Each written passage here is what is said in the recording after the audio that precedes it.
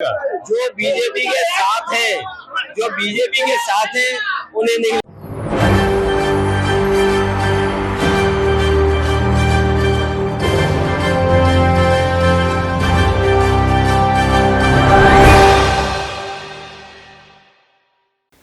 नमस्कार, SPN9 news में आपका स्वागत है। उत्तर प्रदेश में 2024 के लोकसभा चुनाव को देखते हुए जहां गठबंधन को लेकर तैयारियां चल रही थी, जहां गठबंधन को लेकर पार्टियों से सवाल भी पूछे जा रहे थे, जहां गठबंधन को लेकर ये कहा जा रहा था कि क्या पार्टियां अब यहां पर गठजोड़ करती हुई नजर आएंगी, वही पार्टियों में अब फूट की कगार पैदा हो चुकी है। और यहाँ पर एक तरीके से देखा जाए तो उत्तर प्रदेश में गठजोड़ ना होने का सबसे बड़ा कारण बसपा सुप्रीमो मायावती हैं। बसपा सुप्रीमो मायावती की बात कही जाए तो अपने फायदे के लिए उन्होंने इंडिया पर निशाना साधा, जो इंडिया अलायंस है उस पर निशाना साधा और यहाँ पर किनारा कर लिया कि हम इंडिया गठबंधन में शामिल नहीं होंगे। यहाँ पर मायावती ने कहा कि मैं इंडिया गठबंधन का हिस्सा नहीं बनूंगी, मुझे यहाँ पर सहमति नहीं है, ये तमाम पार्टियों के खिलाफ मैं हूँ, यहाँ पर गठजोड़ के इस फैसले के खिलाफ भी मैं हूँ। वहीं समाजवादी पार्टी की बात कही जाती रहे तो यहाँ पर समाजवादी पार्टी के जो मुखिया हैं वो ये दावा करते हुए नजर आए हैं कि उत्तर प्रदेश में अगर गठजोड़ करना अगर बनता भी है तो मैं तैयार हूं, क्योंकि 2024 का चुनाव जीतना है और योगी सरकार को हटाना है, योगी बाबा के बुलडोजर को खत्म करना है। तो ऐसे में मैं यहाँ पर अकेले चुनाव लड़ूं या किसी पार्टी के साथ मिलकर चुनाव लड़ूं, मुझे उसमें कोई ऐतराज नहीं होगा। लेकिन जब से दानिश अली के खिलाफ अभद्र भाषा का इस्तेमाल भारतीय जनता पार्टी के रमेश बिदूड़ी ने किया है और उसके बाद मायावती का बयान सामने ना आना, मायावती का अपने ही सांसद के समर्थन में ना उतरना और इंडिया के खिलाफ बोलना और एनडीए के समर्थन में उतरना, एनडीए के खिलाफ कुछ ना बोलना, ये सवाल खड़े कर रहा है कि यहाँ पर मायावती ने तो दिखा दिया कि वो यहाँ पर किनारा कर रही हैं, लेकिन यहाँ पर सपा प्रमुख अखिलेश यादव ने भी दावा कर दिया है कि मैं मायावती के साथ गठजोड़ नहीं कर सकता, मैं मायावती को नहीं चाहूँगा कि वो इंडिया गठबंधन में शामिल हो। जो एनडीए में जाने की तैयारियां कर रही हैं वो इंडिया में कैसे आ सकती हैं, इस तरीके के सवाल खड़े करते हुए अखिलेश यादव यहां पर नजर आए। और अखिलेश यादव से जब ये सवाल पूछा जाता है कि क्या दानिश अली आपके सांसद हैं, तो क्या कुछ अखिलेश यादव कहते हुए नजर आ रहे हैं, देखिए जरा। नहीं, वो 80 पे क्यों लड़ेंगे? पूरे देश में न जाने कितनी सीटों पे लड़ेंगे, वो 80 पे नहीं लड़ेंगे, देश में न जाने कितनी सीटों पे लड़ेंगे। भाई उनके बारे में हमें नहीं कहना, ठीक है?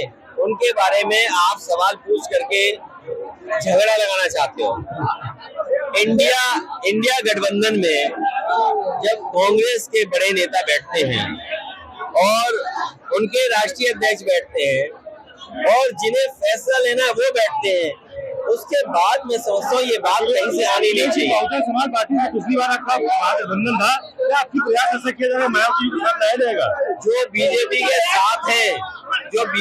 साथ है उन्हें नहीं लाया जाएगा, जो बीजेपी के साथ है उनसे दूरी बनाई जाएगी। खुशी इस बात की है कि चमत्कार हो गया इधर, कांग्रेस पार्टी भी जाति जनगणना के पक्ष में आ गई, जिसने कभी लोकसभा में जाति जनगणना के खिलाफ खड़े हो गए थे। मुझे याद है वो समय में लोकसभा में था, नेताजी शरद यादव जी, आदरणीय लालू प्रसाद यादव जी और दक्षिण के सभी नेताओं ने मांग की थी कि जो सेंसस हो रहा है वो जाति के आधार पर हो, लेकिन उसने कांग्रेस ने स्वीकार नहीं किया था। मुझे खुशी है इस बात की कि कांग्रेस भी अब पीडीए के रास्ते पर आ गई है और जाति जनगणना के पक्ष में आ गई है। इससे बड़ी उपलब्धि और क्या हो सकती है? क्या लगता है विधानसभा चुनाव में? लेकिन उत्तराखंड में आपको आरोप लग रहा है कि वहां पर आप कांग्रेस के साथ नहीं थे, इसीलिए सीट हारी। देखिए, उत्तर प्रदेश में जिस समय बाई इलेक्शन हुआ, जितने भी भारतीय जनता पार्टी के खिलाफ दल हैं और जो हमारे सहयोगी दल हैं, मैंने उनसे सबसे चिट्ठी लिख करके समर्थन मांगा था। लेकिन उत्तराखंड में हो सकता है कांग्रेस को ये लगता हो कि बिना समर्थन के ही हम जीत जाएंगे। उन्होंने किसी समाजवादी को नहीं पूछा और उसका परिणाम क्या हुआ? अगर समर्थन मांगा होता तो समाजवादियों ने समर्थन दिया होता, क्योंकि समाजवादी पार्टी वो दल है जो इंडिया को मजबूत करना चाहता है, इंडिया गठबंधन को मजबूत करना चाहता है। उत्तर प्रदेश में समाजवादी पार्टी बीजेपी को रोकेगी तो दिल्ली में बीजेपी रोकेगी। आज सबसे ज्यादा घबराहट बीजेपी को किसी से है तो समाजवादियों से है। अभी हाल में देखा नहीं है आपने, जब दिल्ली में G20 चल रहा था तो घोसी में कितनी बुरी हार हुई भारतीय जनता पार्टी के लोग। अब अपनी हार की वजह नहीं बता पा रहे हैं और कितना संसाधन जुटाया था, कितने नेताओं को जुटाया था, क्या भाषा इस्तेमाल नहीं हुई थी, लेकिन उसके बावजूद भी जनता ने समाजवादियों को चुना, पीडीए को चुना और उसका परिणाम ये है कि 50,000 हार हारी है भारतीय जनता पार्टी। इंडिया गठबंधन के बाद भारत, इंडिया का नाम भारत करने का एक सिलसिला छूटा। देखिए, ये बातें इसलिए हो रही हैं कि पहले नेताजी ने भी एक बार प्रस्ताव पास किया था विधानसभा में, उस समय बीजेपी के खिलाफ थी। जब नेताजी ने विधानसभा में ये प्रस्ताव रखा था उन परिस्थितियों के हिसाब से कि इंडिया का नाम भारत कर दिया है, उस समय बीजेपी ने खिलाफ थे, बीजेपी के लोग वॉकआउट करे थे हाउस में। आज इन्हें भारत क्यों याद आ गया? ये भारत याद करें या कुछ याद करें, इंडिया इस बार इनको हराएगा। मध्य प्रदेश में विधानसभा में आप गठबंधन करेंगे अभी विधानसभा चुनाव? नहीं, हमारा देखिए हम बहुत क्लियर हैं, हमें किसी से कोई क्लियरिटी का सवाल नहीं है। हमारी पार्टी है, यहाँ हमारे विधायक थे, हमारी पार्टी को वोट मिलता है, जो हम अपनी पार्टी को एसेस कर रहे हैं, जो हमारी पार्टी के अच्छे कार्यकर्ता नेता हैं आकलन करेंगे और वो बात रखी जाएगी जो प्लेटफॉर्म है उस पे कि हमारी पार्टी के ये प्रत्याशी हैं, हम इनके पक्ष में आपसे मांग रहे हैं। क्योंकि आपको वहाँ भी कुछ मांगना है। अब ये बात अलग, कोई बड़ी साजिश हो रही हो तो बड़ी बात है। रावण के एक उपासक है, उनकी बेटी को भाजपा ने टिकट दिया मध्य प्रदेश। देखिए, बीजेपी कुछ भी कर सकती है। बीजेपी को ये बताना चाहिए आपको और सवाल पूछना चाहिए बीजेपी से, दिल्ली में नए लोकसभा में एक नया बिल लेकर के आए महिलाओं को आरक्षण देने के लिए, सीटों का आरक्षण मिलेगा उनको, और नाम भी बड़ा अच्छा रखा उन्होंने। मैं ये जानना चाहता हूं, जो अभी सूची जारी हुई है भारतीय जनता पार्टी की, उसमें महिलाओं को टिकट कितनी दी है? क्या महिलाओं के साथ धोखा नहीं है?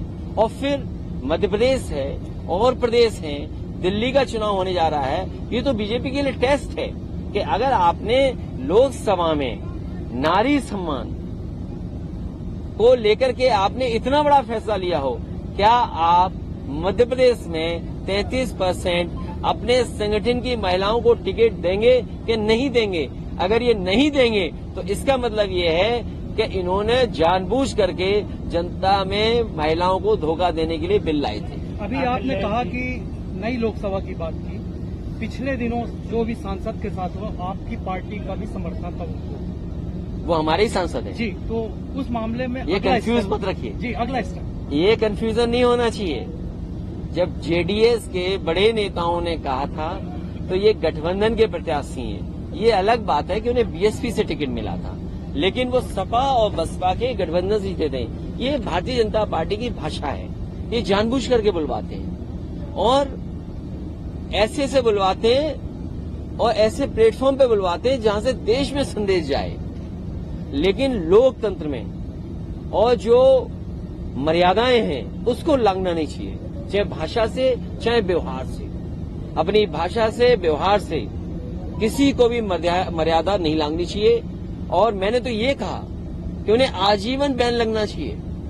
कुछ लोगों को आपने देखा होगा हेट स्पीच में या किसी कानून के उसके अंदर उनकी सदस्यता चली जाती है, 5 साल की सदस्यता जाती है, 6 साल की सदस्यता जाती है। ये ऐसा काम किया है लोकतंत्र में जिसमें आजीवन इन पे पाबंदी लगनी चाहिए लड़ने की। अब अखिलेश यादव के बयान से तो ये साफ हो रहा है कि समाजवादी पार्टी बसपा के साथ तो नहीं जाएगी, क्योंकि यहाँ पर मायावती ने धोखा दिया है और ये धोखा सबसे बड़ा नजर आ रहा है। लेकिन अब इस धोखे के बाद क्या उत्तर प्रदेश में समाजवादी पार्टी जीत पाएगी या फिर बसपा सुप्रीमो जो अपने आप को अकेले लड़ने का दावा करते हुए नजर आ रही है, जो हर बार चुनाव हारी है और खुद यहाँ पर अपनी ही गलतियों की वजह से हारी है, और जिस बसपा सुप्रीमो ने अपने ही सांसद का साथ नहीं दिया है, एनडीए के खिलाफ एक भी बयान नहीं दिया है, तो ऐसे में क्या माना जाए कि क्या बसपा सुप्रीमो सबसे बड़ी गलती कर रही है? आपको क्या लगता है? कमेंट बॉक्स में जरूर बताएं। धन्यवाद।